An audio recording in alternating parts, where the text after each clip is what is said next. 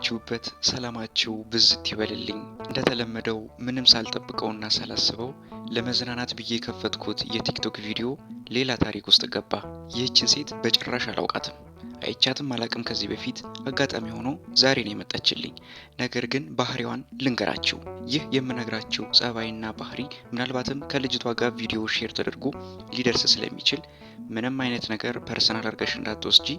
ትክክለኛውን ያለሽን ጸባይና ማንነት ስለምነግርሽ ብዙም መደንቀጥ የማይጠበቅብሽም። ለወደፊት ያለሽን ነገሮች አስተካክለሽ ጥሩ ነገር ላይ እንድትደርሺ በመፈለግ ነው እንጂ በመጥፎ ነገር እንዳትወስጂው። የመጀመሪያው ከውስጥሽ የታየኝ ነገር ብዙ የወንዶች እንባ አለብሽ።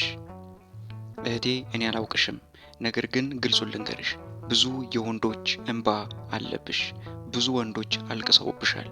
ፍቅር ልብሽ ውስጥ እየታየኝ አይደለም። ሁለተኛው ነገር ደግሞ ምንድነው? በጣም ውሸት ታበዣለሽ። በጣም ውሸታም ነሽ። እውነት ለመናገር ልብሽ እየነገረኝ ያለው መልእክት ምንድነው?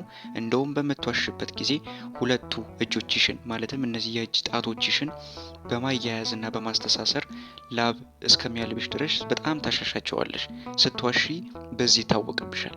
ዓይንሽ በጣም ፍጥጥ ይላል እና ችኩል በሆነ መልኩ ማውራት ትጀምሪያለሽ። ፍቅር የሚሰጥና እንክብካቤ የሚሰጥሽን ወንድ በጭራሽ አትወጂውም።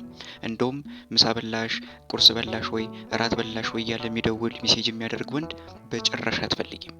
በጣም ቆፍጠንና ጠንካራ የሆነ ወንድ ካልሆነ በስተቀር እናቴ እማዬ እያለ የሚቀርብሽን ወንድ በአጭር ጊዜ ውስጥ ታሰናብቸዋለሽ።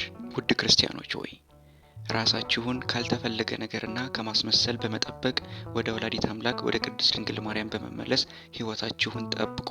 ማስመሰል ለማንም አይጠቅምም። ጸባኦተ እግዚአብሔር ይከተላችሁ።